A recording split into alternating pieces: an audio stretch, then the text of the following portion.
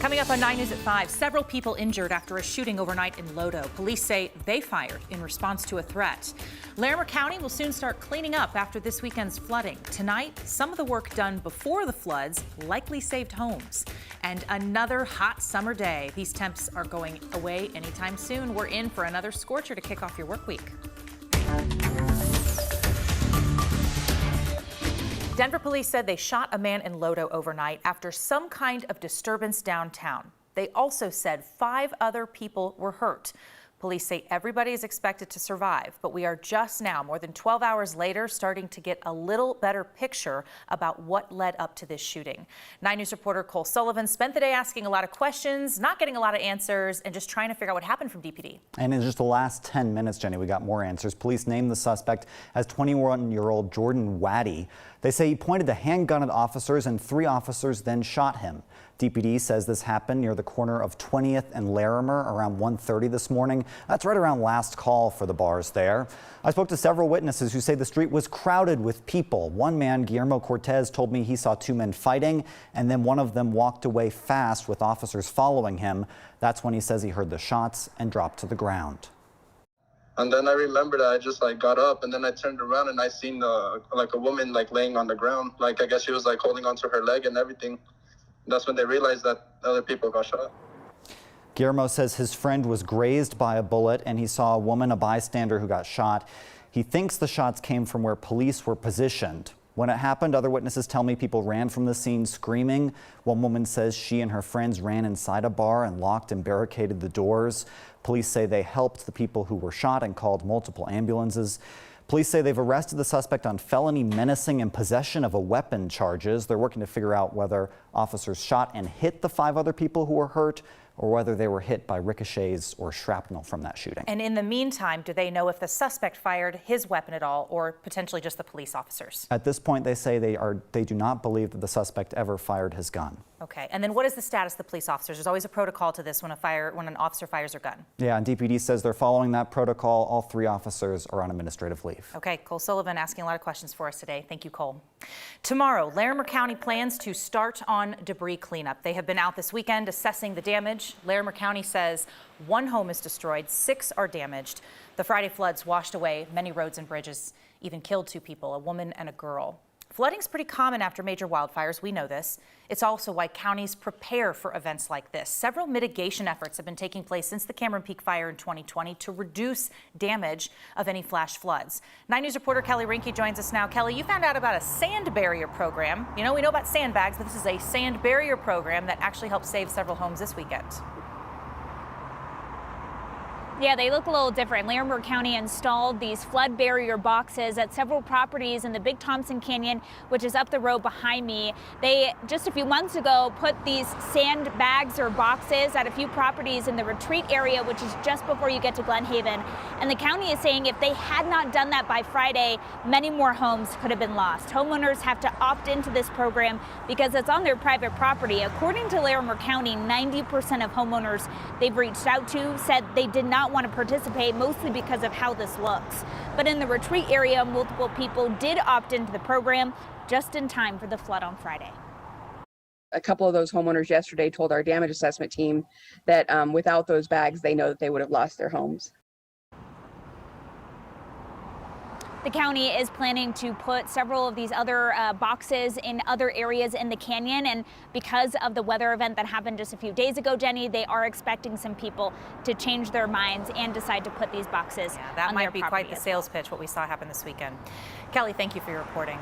Now let's take a live look outside for another day. We're getting real close to 100 degrees. It is hot, hot, hot. Lauren Robinson's here to tell us just how hot. Real hot. Oh, very hot. That's the easiest way to put it. That live look that we just showed outside was nice and sunny. Now, I'm going to show you a different look outside where we could see a little bit of cloud cover off in the background there, mostly over the mountains. But overall, we're going to expect a lot of sunshine all the way until sunsets later this evening around 8:30 this time of year. But we're at 95 degrees so far. That's been the high that we've gotten to so far. So we're expecting maybe we could get a few degrees warmer as we go over the next couple of hours. But we're going to continue to expect those temperatures in the mid to upper 90s today. today. Winds coming in at around 9 miles per hour. Temperatures right now all across the Front Range and Eastern Plains. Most of us in the 90s. Greeley just peeked its head into triple digits. We're 100 degrees there. And then you can see 70s and 80s in the high country. 102 out west. Grand Junction hot as we expected. But we do have a few heat advisories in effect. And you can see this is mostly over the urban corridor. This does include Denver up the I-25, up north through I-25 through Fort Collins, and also east central and northeastern plains areas. Everywhere in yellow, really, we could expect those temperatures to climb up to 105 degrees in those areas. So if you're in a sensitive group, you want to make sure that you're aware of possible heat illness as we go through the rest of the day. Now, we are monitoring some storms off to the far southwestern corner of the state. This is also expected, so nothing severe. We just have some locally heavy downpours there and maybe some lightning strikes over much needed area that really needs that rainfall. But once everything moves out of that area, we'll be mostly clear all across the state. We'll be pretty warm tonight as those lows only drop into the lower 70s. So we're not going to get too much of a cool off overnight, but we get even warmer as we go into our Monday. We're expecting those temperatures to probably reach the triple digits to start our work week. We're going to stay mostly sunny, though. We can't rule out a few very spotty storms to push through with all of that heat in this time of year and that monsoonal moisture. We'll watch for those spotty afternoon and evening storms as we're used to this time of year. So I'll have details on how long this hot weather sticks around just ahead of my full 7-day forecast. You'll want to stay tuned. Thank you, Lauren. At least one person is dead tonight after a plane crash in Boulder County, and that crash caused a small wildfire. The FAA says 4 people were on board. We do not know how the other 3 are doing tonight. This happened around 10:30 this morning on Left-Hand Canyon Drive. Deputies put in an evacuation warning for that area, including the towns of Ward and Gold Hill, and that was lifted about an hour later. Deputies say the fire is now out, but the wreckage is too unsafe for them to get to at this point. It's just too hot. Firefighters are still working to put out hot spots. Summit County deputies say they have recovered the body of a paddleboarder who they believe drowned in Dillon Reservoir this weekend. They say they found that body around 8 o'clock last night. Around 2 o'clock yesterday, the sheriff's office responded to a report of a paddleboarder who was blown off the board when a storm cell created a microburst on the lake that separated him from the board, and he couldn't keep his head above the water. Witnesses say the paddleboarder was an adult man who had a life jacket strapped to the board. He just wasn't wearing it. Rescuers used an underwater drone to find him. Wheat Ridge police say 2 people are now in custody for 2 separate cases of using fentanyl inside their cars, one of which had a child inside. In the first case, police say an officer saw a car at a motel parking lot with a driver and a passenger who seemed to be unconscious. Officers went up to them and found that it was a stolen car, and they say the woman in the driver's seat was under the influence of fentanyl. Police took her into custody. In the second call, police say a girl's mother had pulled over to the side of the road, used fentanyl, and then passed out.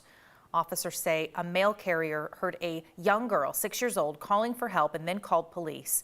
Police say the little girl is now safe with another family member, and that driver was arrested. She is also facing a charge for child abuse. Today, a mobile vaccine tour is in Denver, talking with people in the Latino community about the importance of getting vaccinated. As we have reported, the vaccination rate of people who are Latino is lagging behind other groups, and a Latino advocacy nonprofit called Unidos US is hosting this weekend's tour, offering trusted information about safety and validity of the vaccine. They will be out at Annunciation Catholic Church on Humboldt Street until 6:30 tonight. It's about another hour and a half. Tomorrow, Mayor Michael Hancock is set to deliver the 2022 State of the City address. He will talk about his priorities for the final year of his 3rd term.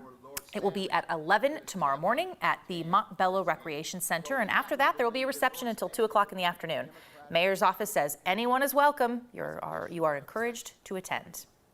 On Wednesday, Highlands Ranch will go to Stage 1 watering restrictions. That means Centennial Water customers can only use their sprinkler systems twice a week on specific days, and if you use it more, you could get cited. Watering by hand does not have the same 2-day limit, but no watering is allowed between 10 a.m. and 6 p.m. The general manager of the Centennial Water says the main goal here is to teach people about outdoor irrigation and conserving water.